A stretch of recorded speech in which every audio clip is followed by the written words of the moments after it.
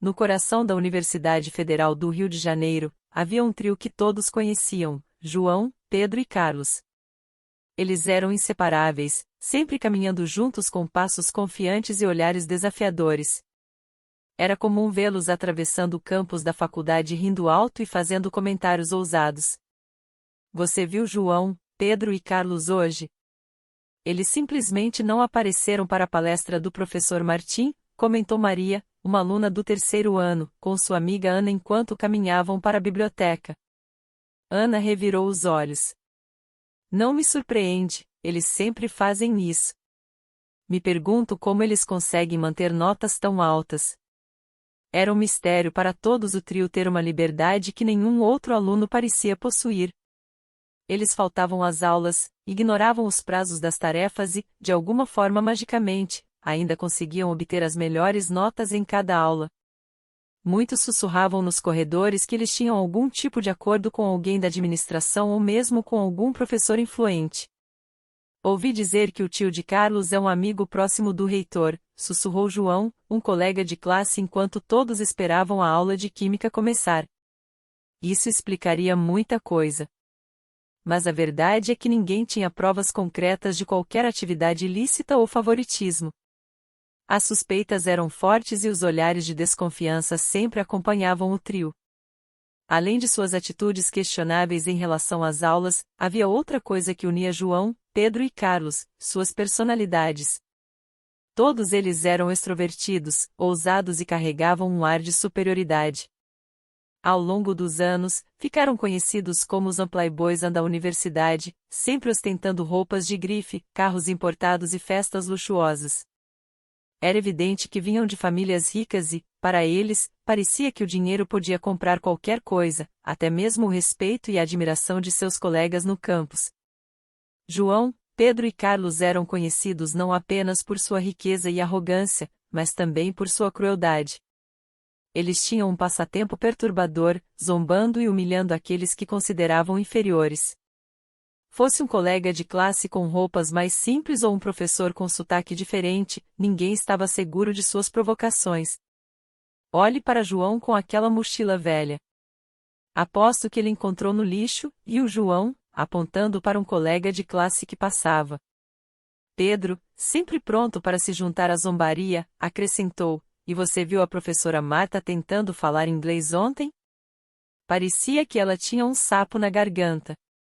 Carlos, o aparente líder do trio, caiu na gargalhada, encorajando ainda mais o comportamento de seu amigo. Ela deveria ser grata por ainda ter um emprego aqui com aquela pronúncia horrível. Individualmente, cada um deles pode ter passado despercebido, mas quando uniam forças, a energia tóxica se multiplicava. Eles se moviam pelo campus como predadores, sempre à espreita, sempre prontos para atacar. Para muitos, a visão deles juntos era semelhante à de hienas circulando, esperando o momento certo para atacar sua presa. É insuportável, eles agem como se fossem donos do lugar, desabafou Vanessa, uma aluna do segundo ano, com sua amiga Beatriz.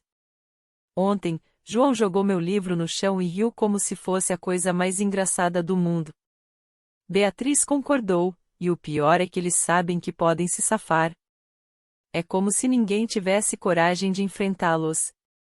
O sentimento geral era de frustração e desamparo. A injustiça era evidente e muitos se perguntavam por que ninguém se posicionava contra o trio. Eles pareciam intocáveis e, o que era ainda mais alarmante, eram conscientes disso. Com essa consciência, eles se sentiam livres para ofender, ridicularizar e até mesmo intimidar fisicamente qualquer um que atravessasse seu caminho. Era como se a universidade fosse seu playground pessoal e todos os outros fossem meros peões em seu jogo cruel. O campo sempre estava agitado com as travessuras de João, Pedro e Carlos. No entanto, de vez em quando, surgia alguém disposto a desafiar a tirania do trio. Em uma tarde ensolarada, Lucas, que recentemente havia sido transferido, decidiu confrontá-los. Ele tinha ouvido os rumores, mas não estava disposto a ser apenas mais uma vítima. Vendo João derrubando os livros de um colega, ele aproximou-se com um olhar inabalável. Por que você não tenta isso com alguém seu próprio tamanho? Lucas desafiou, ajudando a colega a juntar seus livros. João ficou surpreso ao ser confrontado. Olhou para Pedro e Carlos buscando apoio. Carlos encolheu os ombros com um sorriso sarcástico no rosto. Quem é você para nos dizer o que fazer? Lucas não se intimidou. Sou alguém que acredita em justiça e respeito.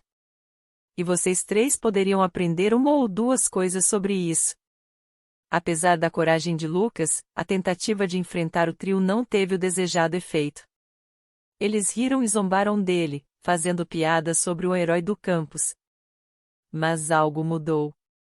As pessoas começaram a murmurar, admirando a bravura de Lucas ao questionar por que ninguém mais os havia enfrentado. A resignação que antes permeava a atmosfera começou a se dissipar. Muitos aguardavam com esperança renovada o dia em que o trio se formaria e deixaria a universidade. Mas até esse dia chegar, um assento de resistência foi plantado. E como todas as sementes, com o tempo e os devidos cuidados, ela começou a crescer. Tão lenta, mas seguramente as coisas começaram a mudar. No início do semestre, o Departamento de Tecnologias Avançadas e Design deu as boas-vindas a uma nova aluna. Seu nome era Charlene. Com longos cabelos castanhos, olhos expressivos e postura confiante, ela se destacava. No entanto, seu traje era simples e discreto, em contraste com a sofisticação de muitos alunos daquele departamento. Seus sapatos eram básicos, sua bolsa não tinha marca visível e suas roupas, embora bem cuidadas, não tinham ostentação. Circulavam pelo corredor rumores de que Charlene vinha de uma das escolas mais prestigiadas do país, uma instituição conhecida por formar profissionais de ponta na área. Mas olhando para ela, poucos conseguiam imaginar tal origem. Como Charlene ia para sua primeira aula, o trio composto por João, Pedro e Carlos observava à distância, sempre prontos para fazer seus comentários amargos. João, com um sorriso sardônico, comentou: Olhe para a novata. Parece que ela pegou suas roupas emprestadas de uma bisavó. Aposto que ela é do interior, talvez de uma fazenda ou algo assim. Seus pais provavelmente gastaram todas as suas economias para mandá-la para esta universidade. Ela deve ser uma estudante bolsista. Pedro, nunca perdendo a chance de participar da zombaria, acrescentou: Sim, e aposto que a cidade natal dela é tão remota que nem tem sinal de internet. Ela provavelmente pensa que o Wi-Fi é algum tipo de comida. Os dois riram satisfeitos com suas observações, sem saber que ao julgar Charlene apenas com base em sua aparência, eles estavam cometendo um grave erro. Charlene, por outro lado, continuou seu caminho alheia aos comentários, focada em seu objetivo de aprender e se destacar naquela universidade. No entanto, quando Charlene ouviu os comentários ofensivos, sentiu um misto de indignação e pena. Ela parou, respirou fundo e lentamente virou-se para encarar o trio. Seus olhos brilhavam com determinação e confiança. Com uma voz firme e clara, ela disse: Você sabe que é preferível ser vista como uma camponesa genuína e autêntica do que ser um recipiente vazio coberto de rótulos que você esconde atrás do dinheiro dos seus pais? Mas o que você realmente tem por dentro? O que você tem quando tira todo aquele brilho superficial? Ela deu um passo à frente, aproximando-se de João, e continuou: O mundo tem um jeito engraçado de nos surpreender. E a roda da fortuna gira para todos. Hoje você está no topo, mas amanhã você realmente acredita que essa atitude arrogante e comportamento tóxico levará longe? A sala estava em absoluto silêncio, com todos os olhos fixos na cena.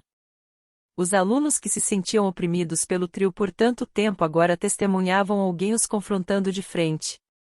Quando Charlene terminou, houve um momento de silêncio antes que a sala explodisse em aplausos e assobios. Para muitos alunos, eles se levantaram de suas cadeiras aplaudindo Charlene por sua coragem e eloquência. O trio, por outro lado, parecia atordoado e sem palavras. Pela primeira vez em muito tempo, enquanto a resposta de Charlene reverberava através da sala deixando uma marca indelével, o trio que sempre se sentiu invencível agora estava desarmado. E os olhares que antes eram cheios de medo e submissão agora brilhavam com uma nova luz de respeito e admiração por Charlene. João, tentando manter a compostura, murmurou para Pedro que era um golpe baixo, ela não tinha o direito. João, ainda atordoado, respondeu que ela poderia ter nos pego desprevenidos agora, mas não vamos deixar isso passar. Pedro, o mais afetado pela retaliação de Charlene, sentiu seu rosto queimar de vergonha. Ele olhou em volta e percebeu que a dinâmica havia mudado. Ela vai se arrepender disso, ele sussurrou mais para si mesmo do que para seus amigos. Embora o trio tentasse manter um ar de indiferença, era evidente que eles estavam profundamente feridos. Eles não estavam acostumados a ser desafiados e muito menos humilhados publicamente. Nos dias que se seguiram, enquanto Charlene continuava sua jornada acadêmica com dignidade e graça, o trio se reunia em segredo planejando a vingança. Eles não podiam deixar aquela afronta ficar impune. Mesmo com um olhar sombrio, disse que ela poderia ter vencido a batalha, mas a guerra ainda não acabou. Mostraremos a ela o custo de desafiar o trio. João e Carlos concordaram e juntos começaram a traçar um plano cruel e maquiavélico para se vingar de Charlene. Eles estavam determinados a recuperar sua posição e fazer Charlene pagar pela sua audácia. Charlene, com a sua postura forte e determinada, rapidamente se tornou uma figura de destaque na universidade. Não foi apenas a sua coragem em enfrentar o temido trio que a destacou, mas também a sua dedicação acadêmica. As bibliotecas tornaram-se a sua segunda casa e não se passava um dia sem que ela pudesse ser vista estudando com afinco. Charlene também se envolveu em várias atividades extracurriculares, como o clube de debate e o grupo de voluntariado. Ela rapidamente ganhou o respeito e a admiração de seus colegas e professores. Por outro lado, o trio estava cada vez mais isolado. A humilhação que sofreram nas mãos de Charlene os deixou abalados e ressentidos. Eles evitavam o contato com os outros e passavam a maior parte do tempo tramando a sua vingança. Um dia, Charlene recebeu um e-mail anônimo informando que ela havia sido selecionada para participar de um programa de intercâmbio em uma prestigiosa universidade no exterior. Charlene ficou emocionada com a oportunidade e imediatamente começou a preparar a sua viagem. No entanto, pouco antes da sua partida, Charlene começou a receber ameaças. Alguém deixava bilhetes anônimos em seu armário e fazia telefonemas para seu quarto no meio da noite. Charlene ficou assustada, mas não deixou que isso a impedisse de seguir em frente com seus planos. No dia da sua partida, Charlene foi surpreendida por uma grande multidão de amigos e colegas que se reuniram no aeroporto para se despedir dela. Charlene estava comovida com o carinho e apoio de todos. Ela abraçou seus amigos e professores e prometeu manter contato.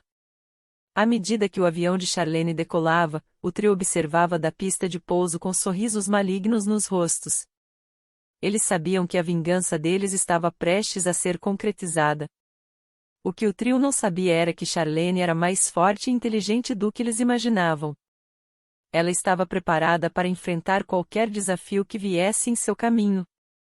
Ela estava determinada a provar que era capaz de alcançar seus objetivos, mesmo que isso significasse enfrentar o temido trio. A história de Charlene é uma história de coragem, determinação e resiliência. É uma história que nos ensina que nunca devemos desistir dos nossos sonhos, mesmo quando enfrentamos obstáculos aparentemente insuperáveis.